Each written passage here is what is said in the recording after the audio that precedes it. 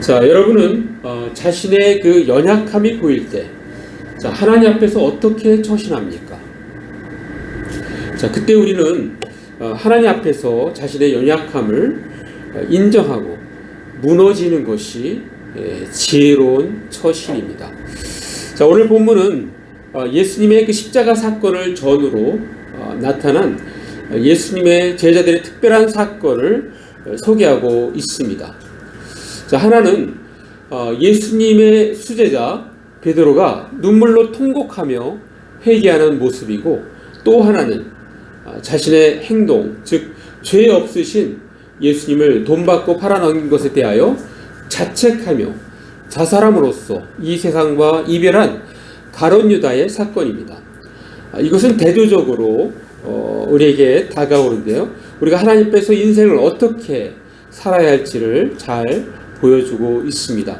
자, 먼저 베드로를 통해서 얻는 교훈입니다. 자, 인간의 결심과 신념으로는 주께서 원하시는 신앙인이 결코 될 수 없다는 것입니다. 자, 사실 베드로는 능력 있으시고 훌륭하신 예수님을 따라 그분의 제자로 살기로 결심하고 집을 떠났습니다. 그의 직업을 떠났습니다. 그리고 예수님과 함께라면, 예수님을 위해서라면 목숨까지도 내어놓겠다는 대단한 결심을 한 사람이었습니다. 자, 그러나 예수님이 가시려는 길은 화려한 영광의 길이 아니었습니다. 왕이 되어 나라를 세우는 일이 아니었습니다. 예수님의 길은 고난의 길이었습니다. 십자가의 길이었습니다. 이것은 베드로뿐만 아니라 다른 모든 제자들을 당황하게 했을 것입니다. 자, 오늘 본문 사건 이전에 무슨 일이 있었을까요? 자, 베드로가 통곡한 이면에 무슨 일이 있었던 것일까요? 자, 그것이 이제 마태복음 26장 31절에서 35절에 보면 유월절 만찬 후에 대화입니다. 자, 예수님께서 제자들에게 말씀하십니다. 오늘 밤에 너희가 나를 버리리라. 기록된 바, 성경의 말씀, 구약의 말씀을 인용합니다. 내가 목자를 치리니 양의 떼가 흩어지리라 하였느니라. 그러나 내가 살아난 후에 너희보다 먼저 갈릴리로 가리라 라고 말씀하셨어요. 자, 그랬더니 성격이 급한 베드로가 바로 답변을 합니다. 모두 주를 버릴지라도 나는 결코 버리지 않겠나이다. 여러분, 항상 이 보면 나는 결코 주님을 버리지 않겠나이다 이렇게 얘기하면 되는데, 꼭 보면은 베드로는 모두, 다른 사람 모두 주를 버릴지라도 나는 결코 주님을 버리지 않겠나이다. 자, 예수님이 말씀하십니다. 내가 진실로 내게 이르노니 오늘 밤 닭 울기 전에 내가 3번 나를 부인하리라. 그러면 겸손하게 그렇습니까? 이렇게 하면 되는데, 또 베드로가 더 큰 소리로 내가 주와 함께 죽을지언정 주를 부인하지 않겠나이다. 그렇게 답변을 합니다. 자, 그제서 이제 제자들도 같이 저도 그와 같습니다. 이렇게 답변을 합니다. 자, 이 대화는 오래전 이야기가 아닙니다. 오늘 본문과의 시간 차이는 약 하루 반나절도 안 되는 시점에서의 대화입니다. 자, 베드로가 예수님께서 고난받으시는 현장 가까이서 3번 부인하는 순간 닭이 울었습니다. 새벽이 온 것입니다. 남들은 닭이 올 때 드디어 새벽이 되어 날이 밝아오는구나 라고 생각했겠지만 베드로만은 아니었습니다. 닭이 올 때 베드로는 자신이 예수님 앞에서 장담했던 큰 소리가 와르르 무너지는 수치의 순간이었던 것입니다. 그는 도저히 그 자리에 있을 수가 없었습니다. 다른 사람들은 전혀 알 수 없는 일이지만 베드로는 자신의 양심에서 소리치는 그 책망의 소리를 외면할 수 없었던 것입니다. 그는 급히 울 곳을 찾아 그 자리를 벗어납니다. 자, 그 모습이 우리가 아까 읽었던 마태복음 26장 75절입니다. 자, 우리 한번 같이 읽습니다. 시작. 이에 베드로가 예수의 말씀에 닭 울기 전에 내가 3번 나를 부인하리라 하심이 생각나서 밖에 나가서 심히 통곡하니라. 며칠 전도 아니에요. 며칠 전. 하루도 아닙니다. 하루 반나절 전에 자기가 장담해서 한 거기 때문에 생생하게 자기가 기억을 하고 있어요. 자, 베드로가 통곡하면서 무슨 생각을 하였을까요? 아마도 이렇게 생각했을 겁니다. 내가 이런 놈이었어? 나는 정말 형편없는 녀석이었네. 자, 그런데 여러분, 신앙생활하는 데 있어서 차라리 이러한 깨달음은 오히려 소중한 것입니다. 우리 모두 나라는 산성이 있습니다. 산성은 손쉽게 무너지지 않습니다. 과거 중국에서 고구려를 공격해 올 때 산성을 공략하는 것이 굉장히 어려웠습니다. 당시 그 당나라 때 당태종이 100만 대군을 이끌고 고구려를 침공했지만 산성, 우리 잘 알잖아요. 영화로 나왔잖아요. 안시성 하나를 공략을 못하고 거기서 다시 회군을 합니다. 그냥 회군하는 게 아니라 눈도 다치고 회군을 해요. 그래서 그의 유언 가운데는 자손 중에는 고구려 원정에 대해서 하지 말 것을 그렇게 언급하는 그러한 역사적인 자료가 있습니다. 자, 우리나라의 산성의 특징은 배후에 산을 끼고 앞에 높은 돌담을 쌓은 것이 특징입니다. 자, 그런데 그 산성, 바로 이 나라는, 우리 각자가 갖고 있는 그 나라는 그 산성, 강력한 산성이 무너져야 비로소 주님이 내게 오셔서 주인이 되실 수 있는 것입니다. 마치 내가 중심이 되어 쌓는 신앙생활은 모래 위에 짓는 집과 같습니다. 자, 요즘과 같이 이 폭우가 내리고 홍수가 나고 비바람이 불면 쉽게 무너지는 집 말입니다. 자, 우리 말씀 볼까요? 자, 마태복음 7장 27절 같이 읽습니다. 시작. 비가 내리고 창수가 나고 바람이 불어 그 집에 부딪힘에 무너져 그 무너짐이 심하니라. 예, 비가 쏟아져서 홍수가 나고 폭풍과 휘몰아치면 그 집은 여지없이 무너지고 말 것이라고 말씀하고 있습니다. 자, 그러나 반석 위에 지은 집은 튼튼합니다. 자, 신앙의 반석은 바로 예수 그리스도십니다. 자, 그 부분 한번 읽겠습니다. 고린도전서 10장 4절 말씀. 자, 같이 읽습니다. 시작. 다 같은 신령한 음료를 마셨으니 이는 그들을 따르는 신령한 반석으로부터 마셨으니 그 반석은 곧 그리스도시라. 구약 광야 시대 때 이 반석에서 물이 나왔는데 그 반석, 그게 바로 예수 그리스도시라는 겁니다. 예수 그리스도는 반석이세요. 반석.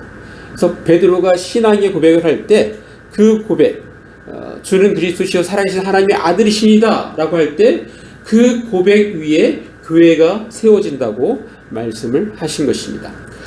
자, 반면에 가룟 유다는 어떻습니까?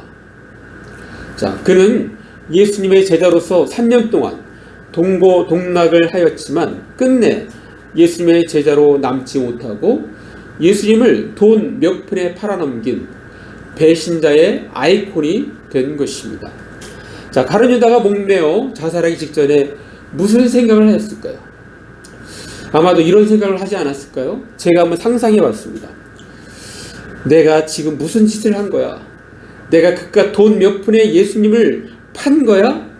이런 천하의 못된 놈, 미친놈이네, 미친놈이야. 내가 미쳤어. 미쳤어도 단단히 미쳤어. 이제 사람들의 비난하는 그 시선을 어떻게 감당하지? 도저히 수치스러워 못 살겠다. 차라리 목매어 죽어버리자. 자, 이런 생각을 하면 그 즉시 마귀는 옆에서 이렇게 속삭였을 것입니다. 그래, 잘 생각했다. 너 그 수치심을 어떻게 견디겠니? 쪽팔리잖아. 차라리 죽어버려. 죽으면 모든 수치심은 끝나는 거야. 이러한 이 마귀의 속성, 이것이 성경에 잘 표현된 부분 잠깐 한번 읽어보겠습니다. 요한복음 10장 10절 앞에 그만 읽습니다. 시작. 도둑이 오는 것은 도둑질하고 죽이고 멸망시키려는 것뿐이요. 여러분, 이 도둑, 마귀가 하는 일은 도둑질하고 죽이고 멸망시키는 거예요. 그래서 마귀의 말은 절대 들으면 안 됩니다. 마귀는 처음에 좋게 얘기하는 것 같지만 결국은 우리를 멸망의 길로 인도하는 게 마귀예요. 자살하는 대로 인도하는 게 마귀입니다. 마귀. 자, 그런데 여러분, 이 자살도 용기가 필요합니다. 차라리 그 용기로 살자, 자살을 거꾸로 하면 살자잖아요. 살자라고 결심하였으면 어떻게 되었을까요? 사는 것이 죽을 만큼 수치스럽다 하더라도 내가 죄값을 치른다고 생각하고 사는 것입니다. 자, 이렇게 결심하는 것입니다. 자, 제가 유다의 결심을 한번 생각하는 거예요. 이제 예수님 위하여 목숨 바쳐 일하리라. 평생 연약한 자들을 도우며 살리라. 평생 나환자촌에 들어가 평생을 속죄하는 마음으로 그들을 도우며 살겠다라고 말입니다. 자, 우리는 어떠한 상황에 처하더라도 절대 자살하지 말고 그 자살하고자 하는 용기로 세상을 살아가는 것입니다. 스스로 목숨을 끊으면 마지막 죽으면서까지도 우리는 하나님께 죄를 짓는 것입니다. 하나님께서 주신 생명을 어찌하여 스스로 끊는단 말입니까? 자, 그러면 영원히 속죄할 기회를 스스로 포기하는 것입니다. 회개할 기회를 원천적으로 스스로 본인이 차단하는 것입니다. 아주 어리석은 일인 것입니다. 자, 사랑하는 남자교 성도 여러분, 우리는 신앙생활하면서 세 가지의 눈물이 필요합니다.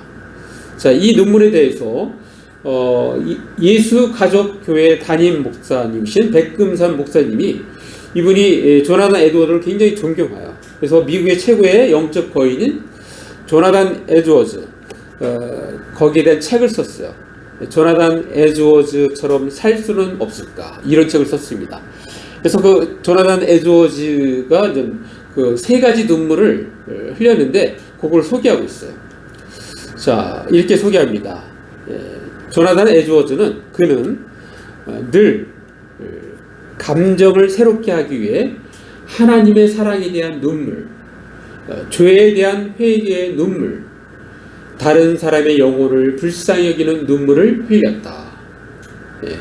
여러분, 우리 신앙생활하면서도 이 세 가지 눈물 우리도 흘릴 수 있습니다.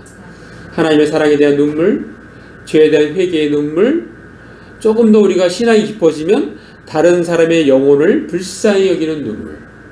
우리는 이제 여기까지 나가야 돼요. 다른 사람을 불쌍히 여기는 눈물이 있을 때 우리는 한 영혼을 주께로 인도할 수가 있습니다. 자, 이 중에 특별히 죄에 대한 회개의 눈물에 대하여 좀 더 이야기해 보겠습니다.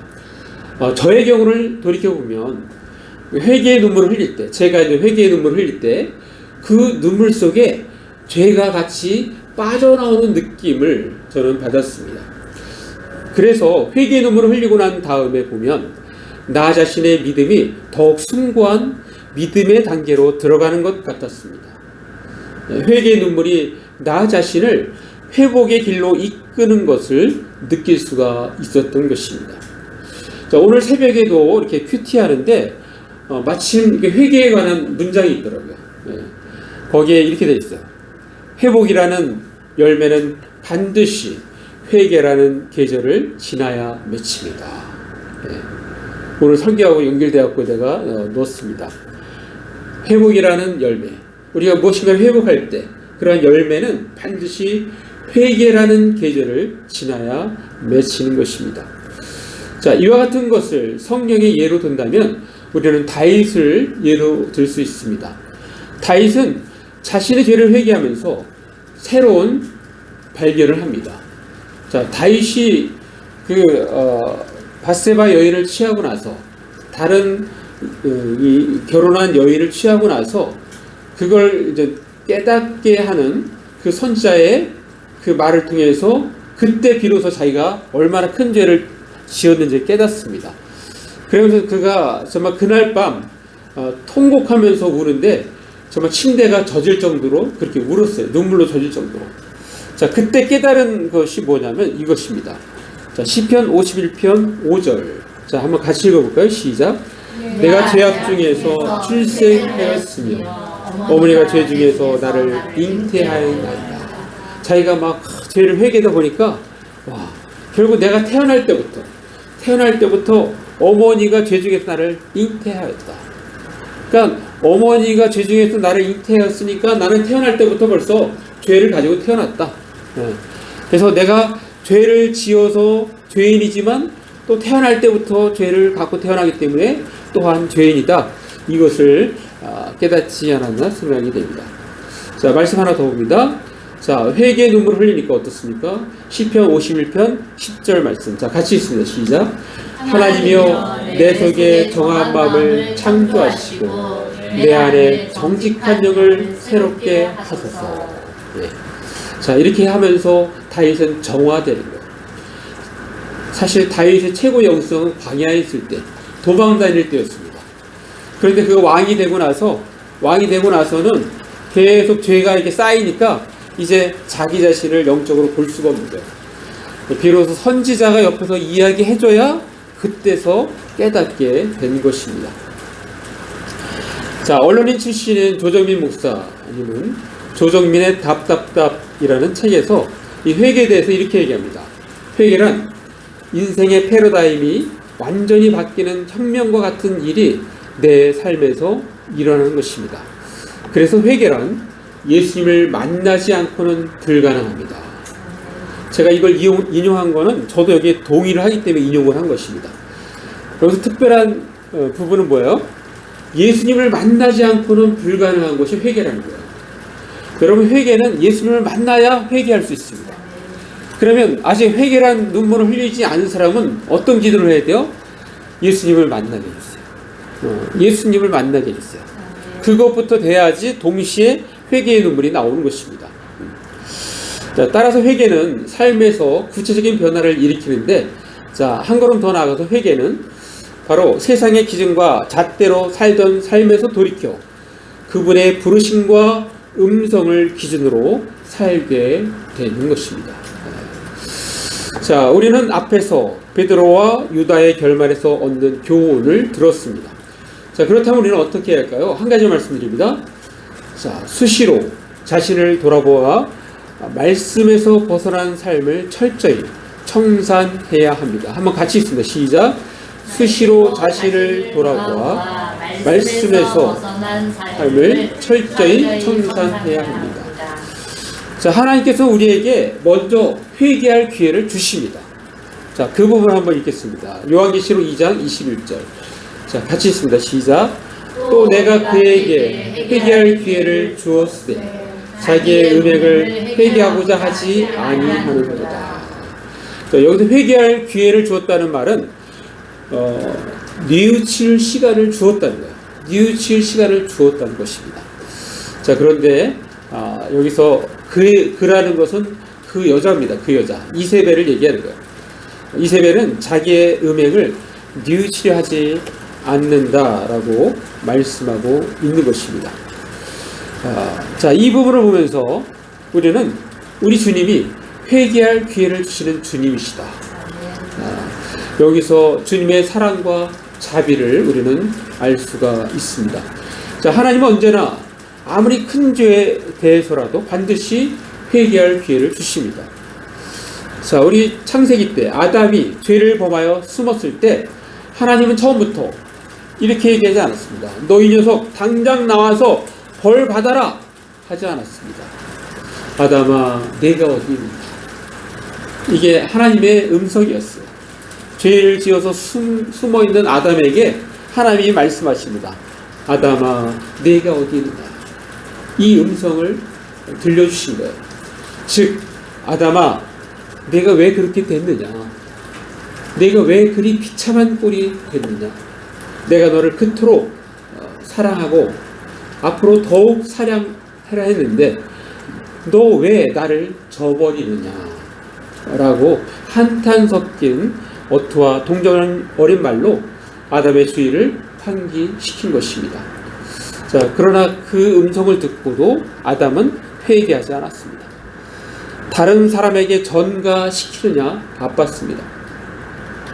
자, 반면에 오늘 아까 읽었던 베드로, 그는 회개의 눈물을 흘렸는데, 자, 회개의 눈물을 흘린 베드로는 어떻게 되었습니까? 예수께서 부활하신 후 갈릴리에서 만나 완전히 회복시켜 주십니다. 그리고 베드로에게 사명을 주십니다. 자, 그 부분 한번 읽겠습니다. 요한복음 21장 15절 말씀. 자, 뒷부분 한번 읽습니다. 시작. 요한의 아들 시몬아, 내가 이 사람들보다 나를 더 사랑하느냐 하시니 이르되 주님 그러하나이다. 내가 주님을 사랑하는 줄 주님께서 아시나이다. 이 시대에 내 어린 양을 먹이라 하시고. 자, 이것도 한 번 하지 않고 세 번을 하십니다. 그러니까 세 번 하면서 베드로는 그가 자기가 하나님 앞에 주님을 부인했던 그 세 번 부인했던 게 다 치유가 되는.